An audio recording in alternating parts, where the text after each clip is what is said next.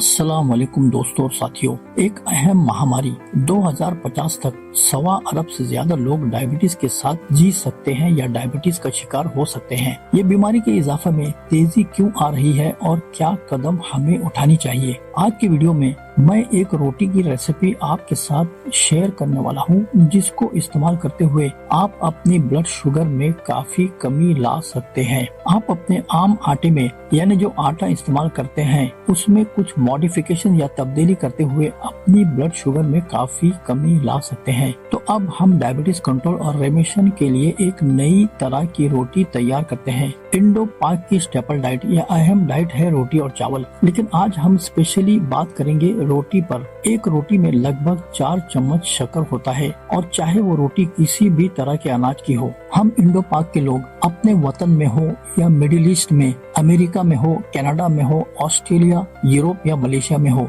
रोटी खाना हम भूलते नहीं। और रोटी के लिए आटा वही इस्तेमाल करते हैं, नॉर्मल गेहूं का या फिर मल्टीग्रेन। इस आटे में शक्कर होता है क्योंकि इसमें 60% स्टार्च के जरिए कार्बोहाइड्रेट्स पाया जाता है, जो पेट में जाने के बाद हमारे पेट के एंजाइम से टूटता है। और अगर आप 100 ग्राम आटे की रोटी खाते हैं तो वो 60 ग्राम शुगर ग्लूकोज बनाता है और ये हमारे ब्लड शुगर को रॉकेट की तरह स्पाइक करता है या बढ़ाता है।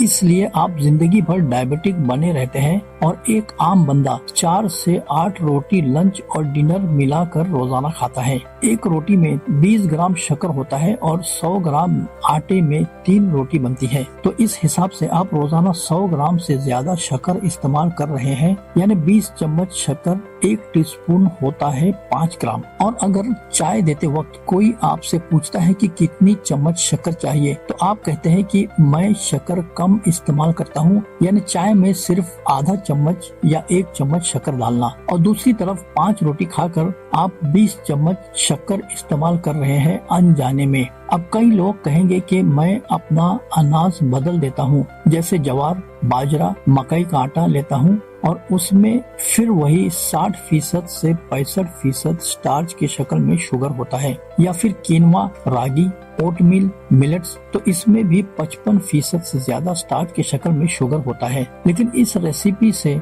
आप अपनी ब्लड शुगर को कंट्रोल कर पाएंगे। आपकी ब्लड शुगर जो इस वक्त आती होगी उसमें 30 मिलीग्राम से 150 मिलीग्राम तक फास्टिंग या पीपी में कम हो जाएगी। मेरा आपसे रिक्वेस्ट है कि एक हफ्ते के लिए इस रेसिपी को जो भी आप आटा इस्तेमाल करते हैं उसमें मिलाकर देखिए। मैं चाहता हूं कि आप अपना डायबिटीज सिर्फ कंट्रोल न करें बल्कि रेमिशन करें। अब रेमिशन का क्या मतलब है? खाना खाने के पहले बिना किसी दवाई के आपका ब्लड शुगर 100 से कम, खाना खाने के बाद 140 से कम, HbA1c 5.7 से कम रहे। तो ये मेरा एम है रेमिशन के लिए। और रिवर्सल के लिए 15 चम्मच या 75 ग्राम ग्लूकोज आप पानी में घोल कर पिए और आपकी ब्लड शुगर इसको पीने के 1 घंटे बाद 160 से नीचे रहे और 2 घंटे बाद 140 से नीचे रहे। इस स्टेज को परफेक्ट डायबिटिक रिवर्सल कहा जाता है। तो मेरा एम है कि आप वहां तक पहुंचे। तो करना क्या है? सिंपल सा ट्रिक है कि आप बॉटल गॉर्ड लें, हरे वाले, जिसे ऐश गॉर्ड, कद्दू या लौकी भी कहते हैं। तो इसे छोटे छोटे टुकड़े करें, मिक्सर में ग्राइंड करें, जिससे वो प्यूरी या चटनी बन जाएगा। इस प्यूरी में जो भी आपका आटा है उसे मिला ले। तो इसका यानी कद्दू का और आटे का रेशियो होगा 50:50। तो इस तरीके से आपका आटा जहाँ 60%, 65% या 55% स्टार्च हुआ करता था, वो कम होकर 40% से 50% तक कम हो जाएगा और ये तकरीबन 30% से 35% के रेंज में आ जाएगा। तो इस तरीके से जब आप आटा गूंथते हैं तो पानी की जरूरत नहीं पड़ेगी और इसका डो उस प्यूरी में अच्छे से बन जाएगा। अब इस आटे से जब रोटी बनाई जाएगी तो उस एक रोटी में सिर्फ 2 चम्मच शक्कर रह जाएगा, जो 4 चम्मच हुआ करता था। इस आसान तरीके से आपकी ब्लड शुगर में कमी आ जाएगी। आप एक और तरीका आजमा सकते हो। कुछ लो कार्ब्स आटे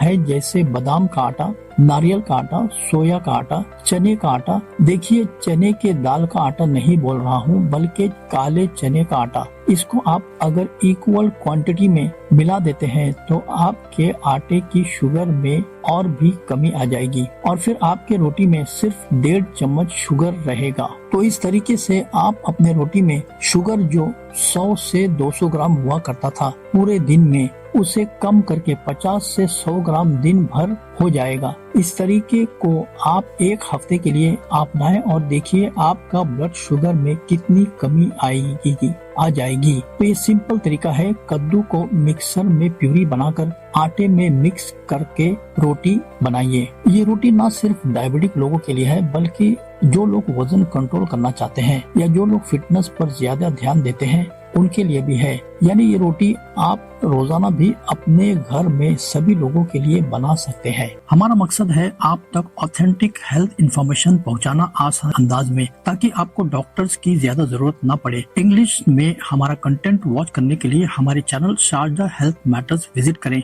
support us by like, share and subscribe. See you next time इंशाअल्लाह।